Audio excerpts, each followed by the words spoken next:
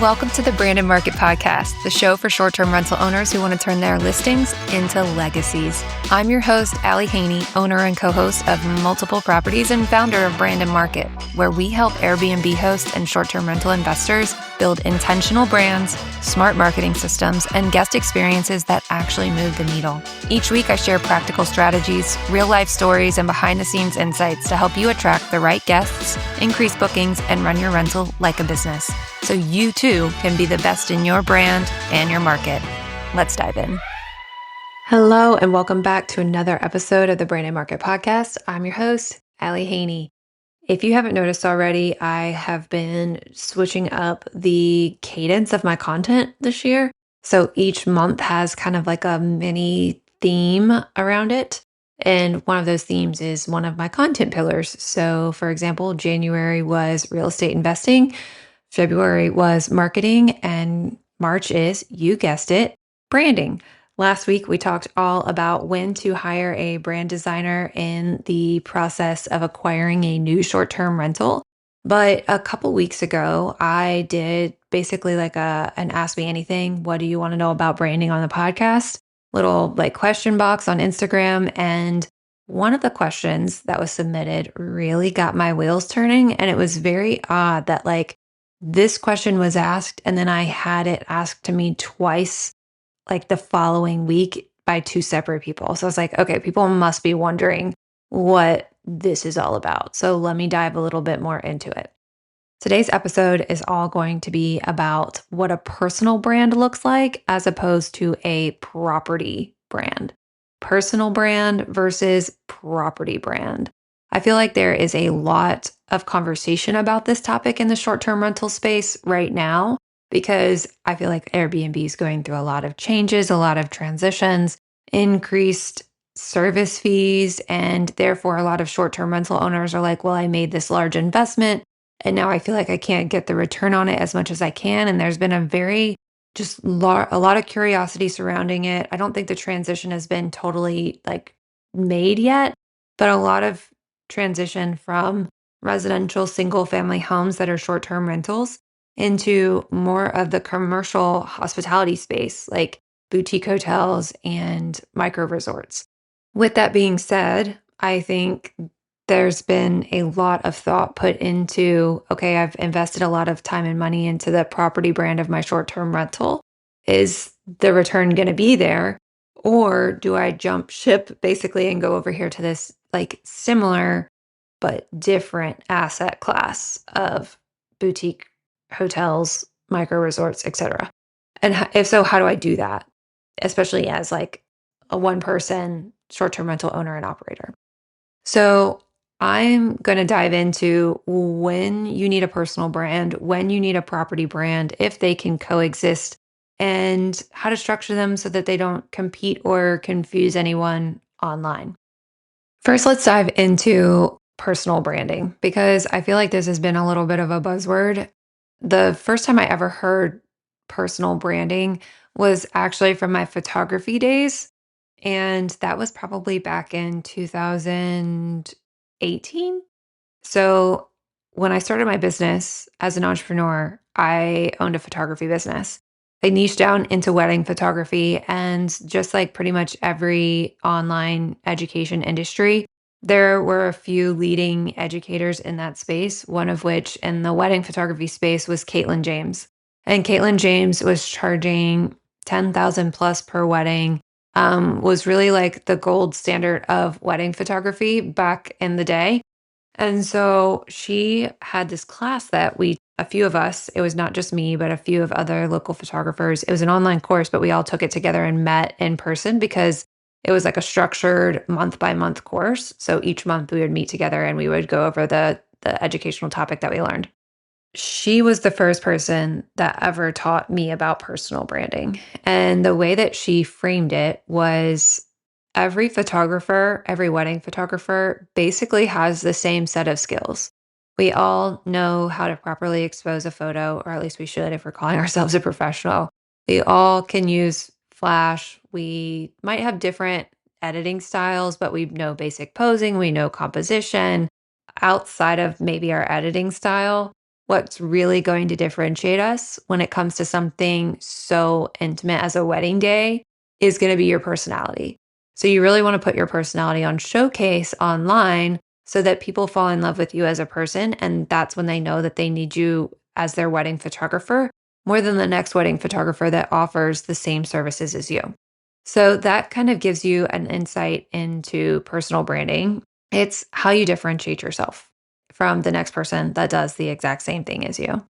A personal brand, when it's really boiled down to its basics, is building trust. It's like if you've ever met someone that you've watched online or you've met a celebrity and like you see them in person and you're like, wow, I feel like I already know you, like you're exactly who you are online. That's what a personal brand is. I also like to equate it and give the example of like people that are not in the online space, they can still have a personal brand. So I want you to like think about who your favorite high school teacher was. Was there like a history teacher or a science teacher or a PE teacher that stands out to you? Or like some sort of educator that stands out to you because of their personality and because of the way they made you feel? That person might not be plastered all over line, but they have a personal brand. I like to tell this story because one of my all time favorite teachers actually happens to be my mother in law. But I've known her since I was 12 years old. She was my track and cross country coach. She was my physics and chemistry teacher. She has a personal brand, even if she doesn't know that she does. And one of the things that like always kind of reminds me of this is that when I go to create a brand strategy and I specifically am looking at like a brand's core values, I remember all of those lessons that my mother-in-law taught me. Mainly hard work and accountability, I would say would be the top two. Hard work because she was my track and cross country coach, and there were like no exceptions. So if we were running like a ladder workout, like just because you didn't feel well that day did not mean that you were not going to work hard. So she like drilled into us, I mean, to this day, to show her work ethic and her competitiveness. I was a fairly good runner in high school, and I still to this day have never beat her in any race, a 5K, a 10 miler, a half marathon. Never, ever. She's like, will be the hardest worker out there. That would be a value that would be attached to her personal brand. Another fun story that I love telling about my mother in law is that I was obviously in high school. It was like 2009 ish, 2008 ish. I was probably like probably a junior in high school. And I was not dating her son at the time, had not met him yet, but had this boyfriend that had called me and left me a voicemail. I don't even remember what the scenario was, but he had left me a voicemail and I felt like it was like the top priority to check that voicemail in between classes, which was a huge no-no. You weren't supposed to have your phone out. I was right next to her classroom and she was like the stickler for cell phones. This was back in the day when you were still like allowed to take a kid's cell phone. I had the phone up to my ear and I was checking like listening to the voicemail. And I just remember her walking over and like putting her hand out. And I just rolled my eyes at her so hard and smacked the phone down in her hand because I knew I wasn't going to get it until cross country practice. And this was like second period. So accountability. That would be another one of her personal brand values. She's going to hold you accountable no matter what. If you say you're going to get up and go running in the morning, she's going to wake you up and go running in the morning. All of that to say, that was kind of a tangent. Sorry about that. But personal brand can be far more simple than people think. And the main reason that you would have a personal brand online is to create trust, to create familiarity so that you can use that trust to relate to people and ultimately build relationships with them. And hopefully it's not just a relationship in the DMs that someday when you need to call on them for potentially like raising capital, they already know you. They already trust you. They already know that you can give them an investment on their money because now we're bringing it back and looking at it through a lens of capital raising and investing in commercial assets. So let's take a little bit of a like look at it a little bit more through that same lens. Why would I create a personal brand online as a short-term rental owner operator, as a commercial real estate investor? Well, exactly what I just said. Like, not only would you eventually be raising capital for future deals, but you could also be hiring operators for said deals. Let's say I'm purchasing a hotel in 3 states away from where I am. I'm not going to be there to be the operator, but I do have to hire someone in order to be an operator.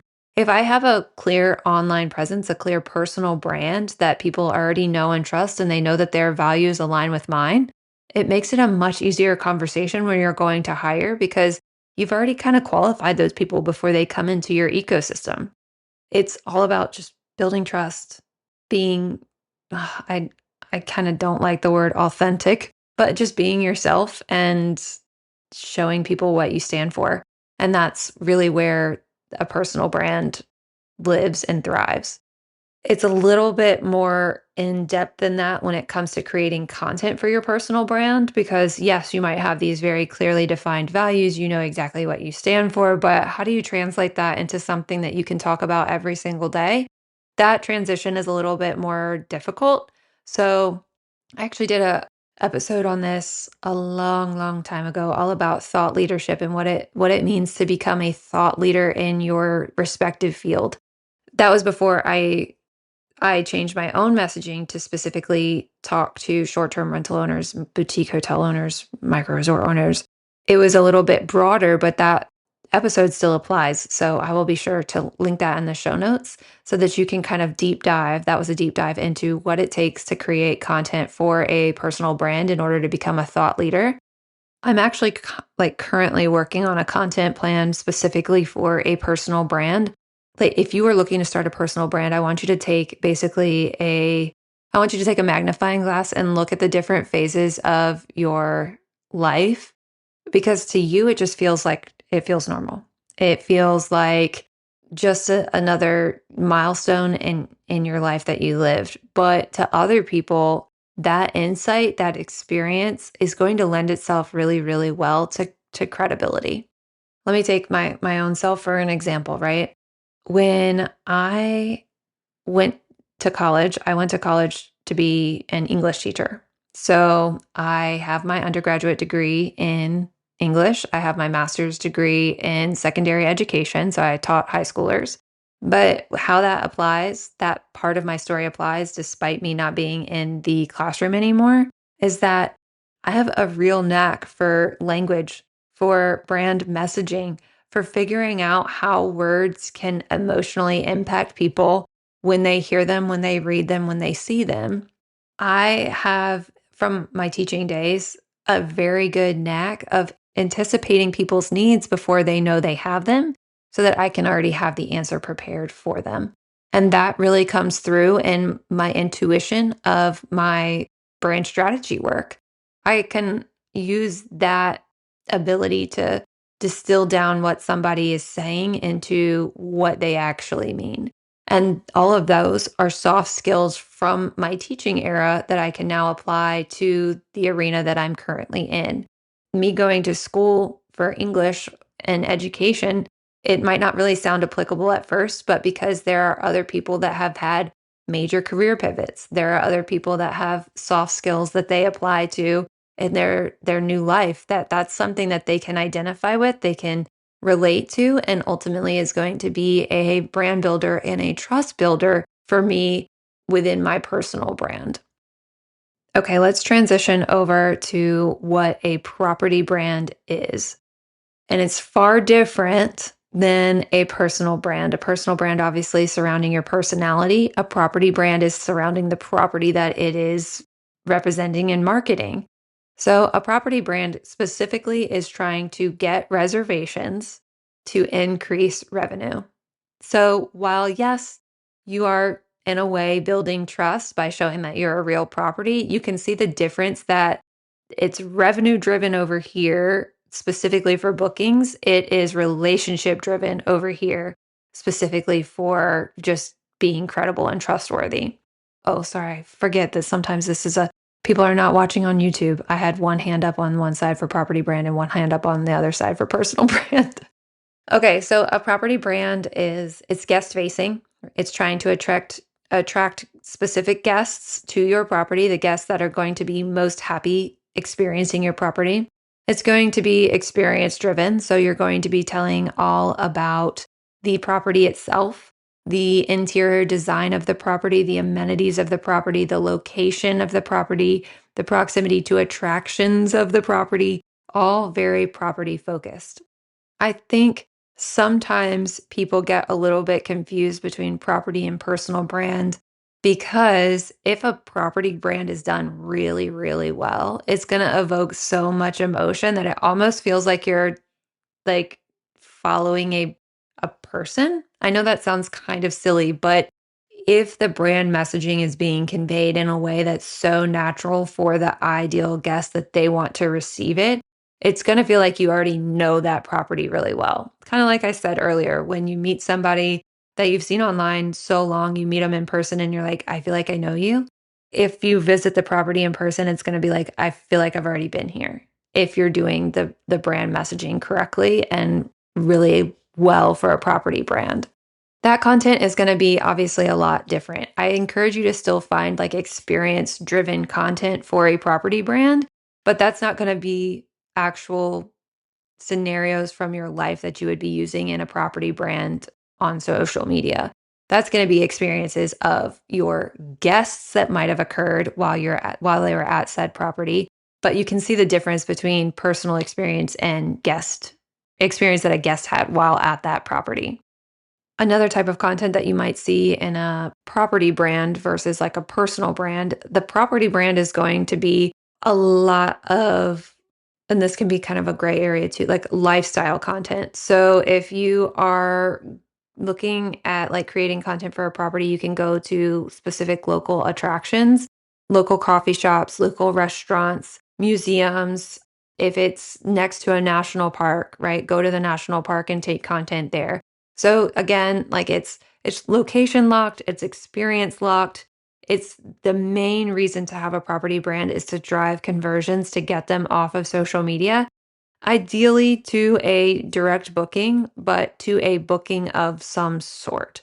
So, yes, you're still building trust, you're still building credibility, but you're not building it on a personal level, you're building it on a property and experience level.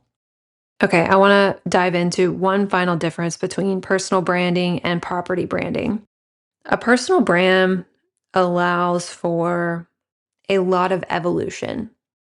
I have been in the online educator, online business space for a very long time. And again, I'm going to reference back to my photography days. There's been one creator that I followed from the beginning of my business. Actually, I guess two, because I already talked about Caitlin James, but another one that pivoted even more than I feel Caitlin James did. And her name is Jenna Kutcher. So Jenna also started out as a photographer. She then became a podcast host. She then became an online course creator where she taught courses around Pinterest. She taught courses around starting a podcast. That's how I got here. And I think there was probably an Instagram course at one time, but she pivoted into a podcast host and a marketing slash business educator. Even further, she's in like her next evolution now, where she's doing a little bit more politically driven social awareness, which is far different when you think of her beginnings as a photographer. So, a personal brand is much more malleable when it comes to the ability to evolve. So, if let's say you're all in right now on being a hospitality creator, a hospitality investor, commercial investor, but then someday you feel a shift in your purpose, a shift in your motivation, and you no longer want to be in that hospitality or commercial real estate realm. A personal brand is much easier to pivot because you might be changing your content, but the trust is still there. The relationship that you built with all of the people that you had during that phase of your personal brand, those are still adequate and trustworthy relationships that you can take into the next phase of your story.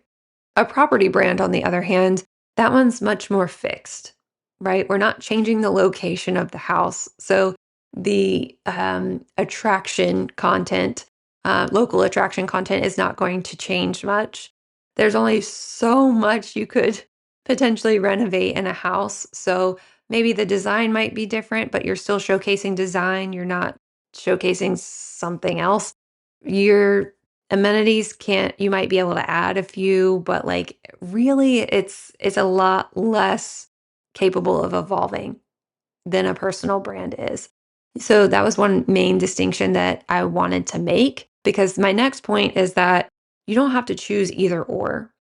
You can have a personal brand while also building a property brand or multiple property brands.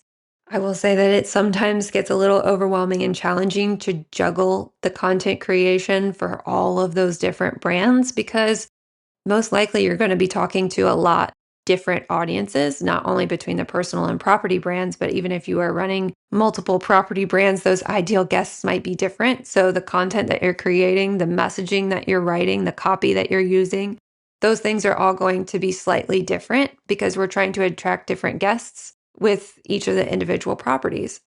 There is absolutely a use case both to have a personal brand, a property, or multiple property brands, but we have to balance and know what our capacity is in order to do them all well. Because if you've half-assed about 6 different brands, then really none of them are going to be building trust and none of them are going to be selling or contributing to top line revenue. Because in order to be trustworthy, you have to be consistent and continue to show up, regardless of whether it's a personal brand or a property brand.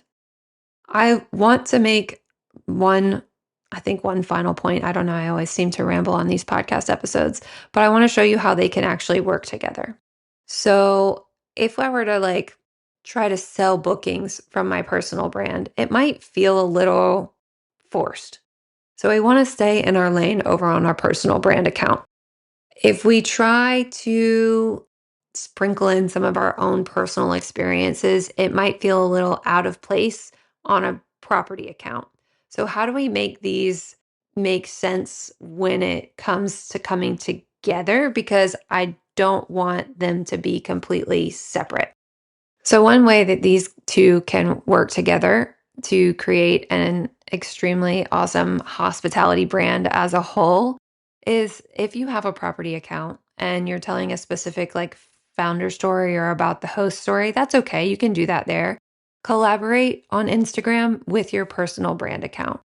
Likewise, if you're telling on your personal brand account a specific story about a specific property that you want investors to go be able to look at to see basically as proof of concept that you've done this type of investment before, you can collaborate from your personal brand over to your property brand. You can make them still talk to each other and make it one cohesive ecosystem without feeling like you are tag teaming audiences the entire time to the point where messaging gets confusing and the brands intertwine so much that they're interchangeable. Because that's not what we want. We want it to build trust over on the personal side and we want it to drive bookings over on the property side. So when it actually comes to creating the accounts, the property brand would be under a handle that ideally would be the property's name. So for example, for the Fancy Gap property, which currently has Luna on it, that property is going to be called Elysian, Elysian. So that property account is Stay at Elysian. Versus if I were to have a personal brand, which I have a little bit over at brandonmarket.co, but back in my previous life of entrepreneurship, my handle for my business was my name. It was at Allie Ray Haney, and that was my photography business. You can create 2 separate accounts, but collaborate with them on specific posts that where it makes sense. When you're sitting down to create your content plan, I want you to create 2 separate content plans. This content plan for the property brand should, again, be specifically driving bookings and revenue. That's not to say that you can't have like emotional stories or like the guest experiences that I was talking about earlier, but the main goal should eventually be so that that ideal guest that you're speaking to on that account hits book now and puts money in your pocket. Over here on the personal brand side of things, I want you to create the content plan and use the previous properties that you've been successful with as supporting evidence, not as main pillars. I want you to use your life experience over there as more of the main content pillars on that account. Now, if this is all terribly confusing to you and you don't know where to start, whether you should have a personal brand, whether you should have a property brand, whether you should have both, when you should collaborate on posts with one or the other, please just reach out. That's what I'm here for. It's what I do. I am working with multiple personal brands and even more property brands at the moment, creating content calendars for them. I'm in it. I love talking about your stories. It will never get old to me building a personal brand for someone who's trying to build a legacy for themselves. So if this sounds like you're a little bit confused, you don't know what your next step is, please just schedule a free consultation call, 100% free. I'm just here to see if I can help you build your brand, regardless of whether that's personal, property, or both. Thank you so much for listening today. Go out there, build your personal brand, build your property brand, and make those bookings, gain that trust. Until next time, here's to being the best in your brand and your market. You just completed another episode of the Brand and Market Podcast. If you found this helpful, please rate, review, and subscribe to help others find this show and so that you never miss an episode. Don't forget to take a look at the show notes for all the resources mentioned today. See you next Wednesday, and as always, I'm here cheering you on as you build your dream brand and business.